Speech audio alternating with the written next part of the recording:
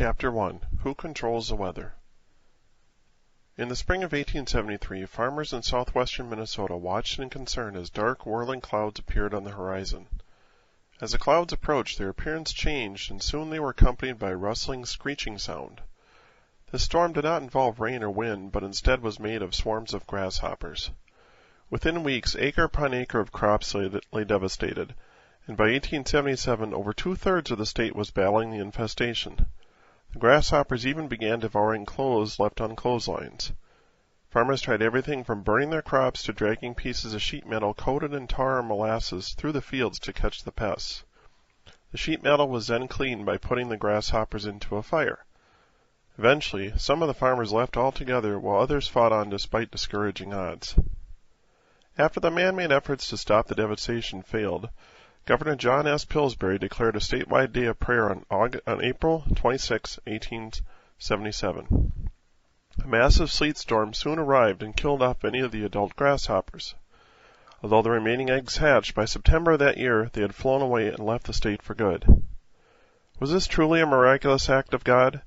If you subscribe to the clockwork universe theory, which was held by many scientists at that time, the answer would have been no. According to that theory, the universe is compared to a mechanical clock wound up initially by God, but now governed by the laws of physics. Local weather events were then merely part of a larger, predictable system set in motion by God eons ago. In other words, the sleet storm was just a natural, perhaps cyclical, event. Is God unconcerned and distant from his creation, as this theory suggests? When it comes to weather, the Bible paints a different and more complicated picture.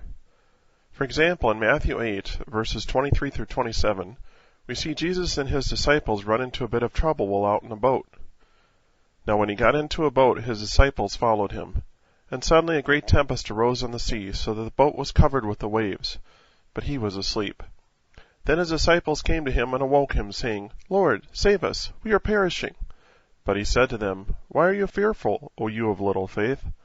Then he arose and rebuked the winds and the sea, and there was a great calm. So the men marveled, saying, "Who can this be, that even the winds and the sea obey him?" Likewise in the book of Jonah we learn of a prophet who tried to flee from the Lord's call. Jonah was told by God to deliver a message to the city of Nineveh, but instead he boarded a ship bound for Tarshish and fled. As a result, God then stirred up a storm on the sea. The sailors on board panicked, and eventually Jonah informed them that the storm was his fault. In an act of self-sacrifice, he then let them throw him overboard and into the sea. The storm ceased, and Jonah was then swallowed by a great fish for 3 days. After a prayer, he was delivered back to land and given a second chance to deliver the message. In a similar act of control over water, God also parted the Red Sea so that the Israelites could flee Egypt at the expense of the Egyptian army. Although these particular biblical events are memorable and frequently cited as examples of how God has controlled the weather in the past, to many they appear as dramatic, once-in-history type miracles that will never be repeated again. One time, or for all time? It's easy to look at these portions of Scripture and fall into the tendency to think God's only purpose here was to make a dramatic point. A closer look, however, reveals God is much more involved in the weather than the clockwork universe theory suggests, for instance. There are hundreds of verses in the Bible that refer to the weather or show God's direct intervention in the affairs of mankind through it. The purpose of the intervention is identical to the themes found elsewhere in the Bible: to show that he is God, to warn people, to change the tide in battle, to show blessing, or in some cases to execute judgment. In Amos 4, verse 13 it states, "For behold, he who forms the mountains and creates the wind, who declares to man what his thought is, and makes the morning darkness, who treads the high places of the earth. The Lord God of hosts is his name." In Genesis 7, chapter 7, verse 4, and Genesis chapter 8, verse 2, God turns the rain on and off to start and stop the most devastating flood that mankind has ever seen. Yet the concept of God controlling the rain as a means of blessing or judgment can also be found in Leviticus 26:4, Deuteronomy 11:14, and in other places. A lack or abundance of rain can have a significant impact on a nation, especially when it comes to agriculture, as these verses point out.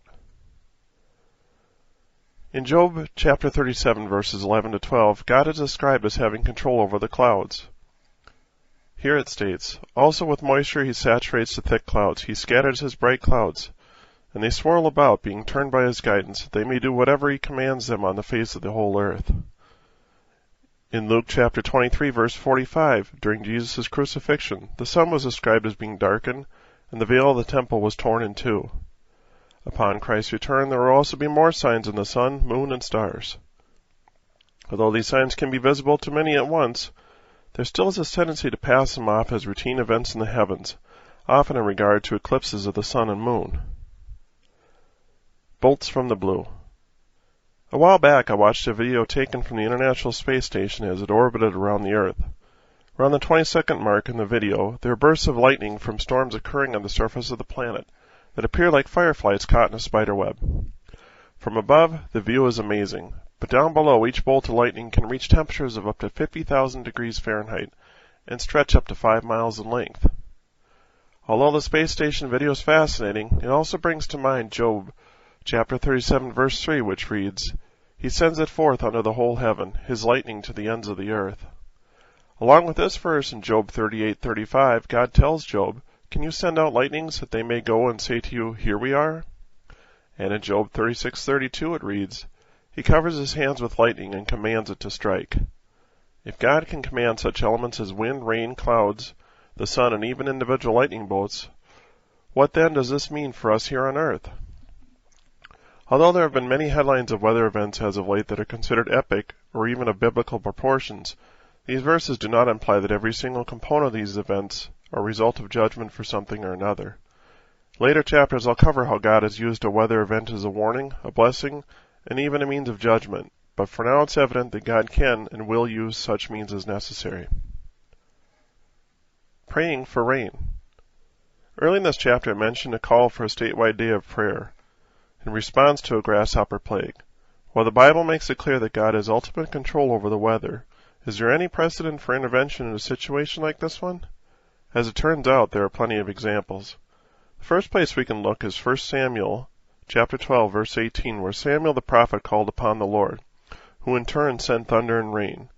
At the time, the Israelites complained about the lack of a king over them, even though God made it clear to them earlier that he was to be their king. Nevertheless, the Lord relented and Samuel anointed a king, but also made it clear to the people that God was still the one truly in charge. Another example can be found in Exodus chapter 9, verses 22 to 23, when God directed Moses to stretch out his staff over the land of Egypt. Like the other plagues before and after it, God struck Egypt, this time with thunder, lightning, and hail that destroyed their crops and livestock. It hailed everywhere except the land of Goshen, where the Israelites were located. In Jeremiah chapter 14, verse 22, and Zechariah 10:1, it is also clear who reigns over the rain. In Zechariah 10:1 it reads, "Ask ye of the Lord rain in the time of the latter rain. So the Lord shall make bright clouds and give them showers of rain, to every one grass in the field." Jesus reaffirms this idea in Matthew 5:45 when he says that the Father makes his sun rise on the evil and on the good, and sends rain on the just and on the unjust. If, after all, Philippians 4:6 counsels us to present our needs to God, why not pray for rain? It's interesting to note, too, that in 1 Kings chapter 18, verse 44, after a 3-year drought and the elimination of the prophets of Baal on Mount Carmel, the rain clouds moved in after being held at bay by Elijah and the power of prayer. Now that's some serious prayer. When discussing prayer and the weather, I can't also help but remember the time when a friend of mine asked God to clear the fog out of an area so that people could travel safely to work the next day. Normally, when fog settles in, it is due to high moisture content in the air and a lack of wind. That night, while driving home, the fog was dense and there was no wind. The next morning when I went to work, there still was no wind, but the fog was completely gone. Along these lines, I and others have prayed numerous times before destructive storms have moved in, only to see the thunderstorm cells split in half or the storms lose their strength. Giving and taking via the wind. One of the other plagues that Egypt experienced during the days of Exodus was that of locust. Just like the plague of hail, Moses again stretched out his staff over the land of Egypt, and this time the Lord sent an east wind that blew all day and night. By the next morning, that same wind brought swarms of locusts. The result was a complete and thorough stripping of every green plant throughout the land that was not already destroyed by the previous hailstorm. Lest anyone think this was a one-time event, In Revelation chapter 11, verse 6, God empowers two witnesses with the exact same ability, along with Elijah's ability to stop the rain from falling. In stark contrast, in Numbers chapter 11, we find God using the wind for something else, the delivery of food. At the time, there had been complaints by the Israelites in regards to the manna that they ate daily. They complained about how the food was better in Egypt since they had access to fish and vegetables. In Numbers chapter 11, verse 13, Moses then pleads with the Lord, and in verse 31, flocks of quail arrive on the wind. The irony, however, is that it was too much food, so much that the Israelites grew tired of it in a hurry. As the old adage goes, be careful what you ask for.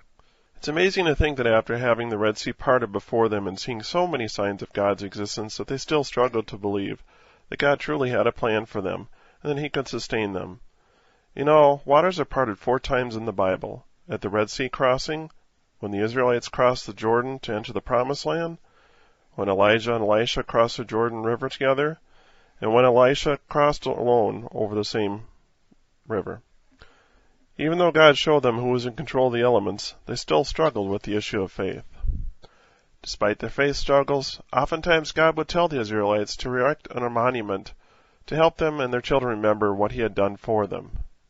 In a similar way, in the summer of 1877, Assumption Chapel was built in the city of Cold Spring, Minnesota, initially as a place of prayer due to the ongoing grasshopper plague. Eventually, however, the site stood as a memorial to honor the miracle and the end of the plague. What then became of the Rocky Mountain grasshoppers that caused so much damage and destruction? For an insect that once caused over $200 million in crop damage and once covered an area of 1,700 by 110 miles, their fate is a prairie mystery. By 1902, however, one thing was certain: the Rocky Mountain grasshopper became extinct.